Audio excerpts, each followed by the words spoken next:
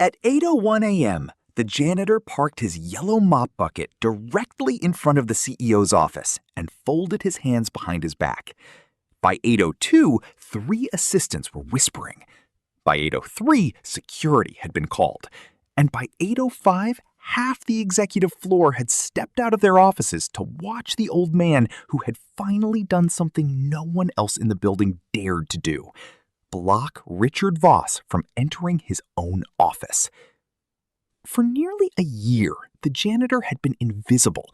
He wore the same faded gray uniform every day, the same black shoes, polished better than most executives' leather loafers, and the same expression of calm patience that made him impossible to read. He arrived before sunrise and left after dark. He cleaned conference rooms after angry meetings, emptied trash cans full of shredded mistakes, and polished floors people walked across without ever looking down. Some employees nodded politely. Most ignored him. A few enjoyed humiliating him. "Old mop, you missed a spot," managers joked while pointing at reflections. Interns brushed past him like he was furniture. Executives discussed million-dollar deals in front of him as if he were deaf. The janitor never argued, never complained, never reacted. Until this morning. "Move the bucket," snapped a young assistant in high heels, glancing nervously at the elevator display. "Mr. Voss arrives any second." The janitor continued wiping the brass nameplate beside the office door. Black Ridge Holdings, CEO Richard Voss. "I said move it," she repeated. Without turning, he replied, "Then he should probably take the stairs." The hallway fell silent. The elevator dinged. Out stepped Richard Voss in a tailored navy suit, silver watch gleaming under the lights, followed by 2 bodyguards and 3 senior executives carrying tablets. Richard was the kind of man who smiled for cameras and scowled at employees. He was famous in business magazines for bold leadership and feared in the building for turning people into examples. He stopped when he saw the janitor. "What is this?" Richard asked coldly. "A blockage," said the old man. "Then remove it." "No." The word hit the hallway like broken glass.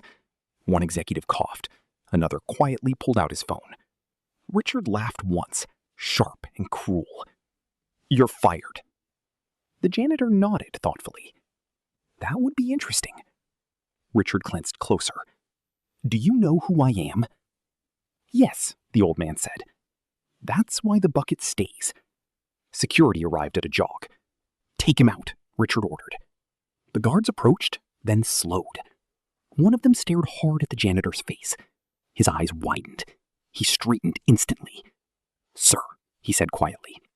The second guard looked again, then did the same. Richard frowned. "What are you doing? Remove him!" Neither guard moved.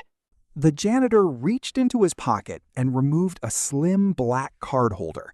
He opened it for Richard alone.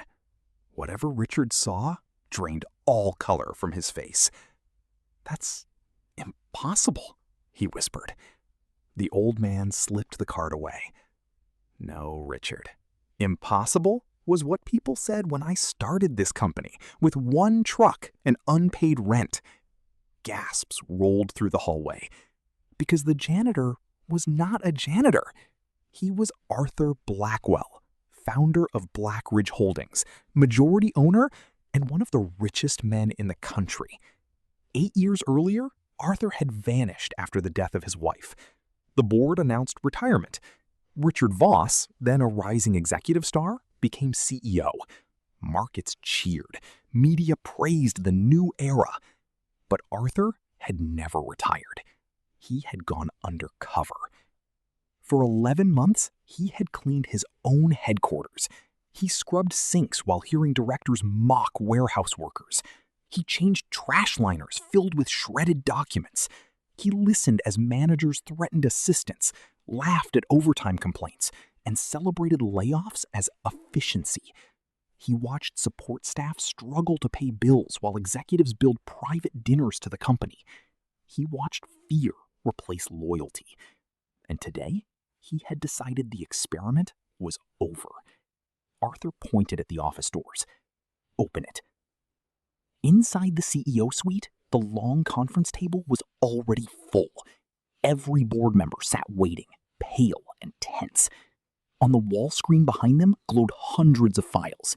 Emails, expense reports, bank transfers, recorded calls, photographs, evidence. Richard found his voice. "This is illegal." Arthur smiled faintly. "Then call the police. They'll love the material." Employees crowded the doorway, shoulder to shoulder. Arthur stepped to the head of the table.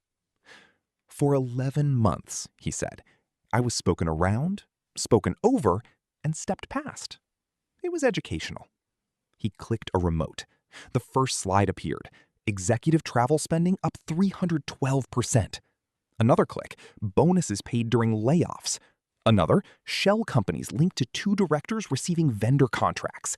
Another, complaints from employees marked resolved though no investigation had occurred. Murmurs filled the room. Richard lunged toward the screen. "These numbers are out of context."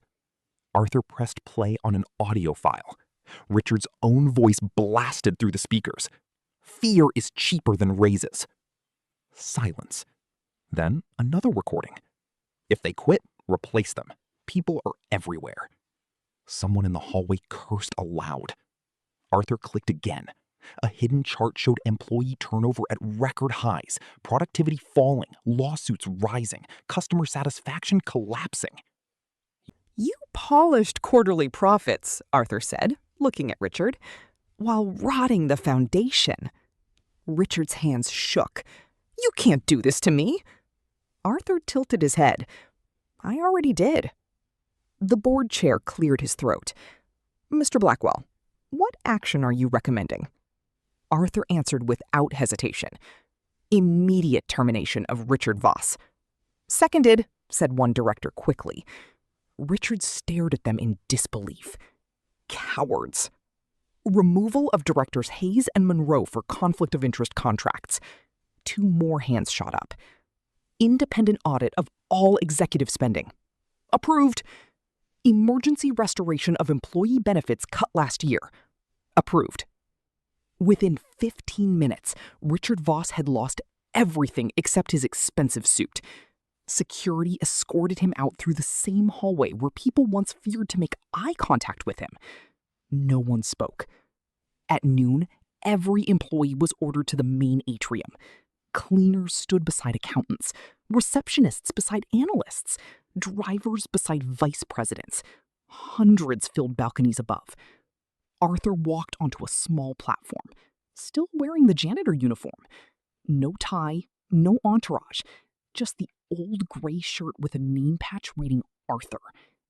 "When I built Blackridge," he began, "we had broken desks, secondhand computers, and people willing to work miracles. We respected Effort. Because effort was all we had." He scanned the crowd. Somewhere along the way, titles became more important than character. Heads lowered. That ends now. The applause began before he continued. He announced wage increases for support staff, healthcare benefits reinstated, scholarships for employees' children, transparent promotion systems, paid overtime enforcement, anonymous reporting channels independent of management. The cheers grew louder after every sentence. Then Arthur called someone from the front row. Elena Torres. A young receptionist stepped forward, trembling. "For 11 months, Arthur said, this woman greeted every person the same way. Guard, cleaner, courier, executive. She once gave me her lunch because she thought I looked tired." Laughter and tears spread together. Starting today, Elena is vice president of employee culture. The atrium erupted. Elena covered her face and cried. Arthur raised a hand for silence. "One more thing." He looked around the room slowly. "If you were kind to the janitor, thank you." Then his gaze hardened. "If you were cruel because you thought he didn't matter, remember this day for the rest of your career." No one moved. That evening, news channels exploded with the headline, "Janitor revealed as Billionaire founder fires CEO." But inside Blackridge, the most powerful moment happened the next morning. At 6:45 a.m., before sunrise, employees entering the lobby found Arthur mopping the marble floor. A senior manager rushed over. "Sir, you don't need to do that anymore." Arthur smiled without stopping. "I know." He handed the mop to the stunned manager. "But you do!"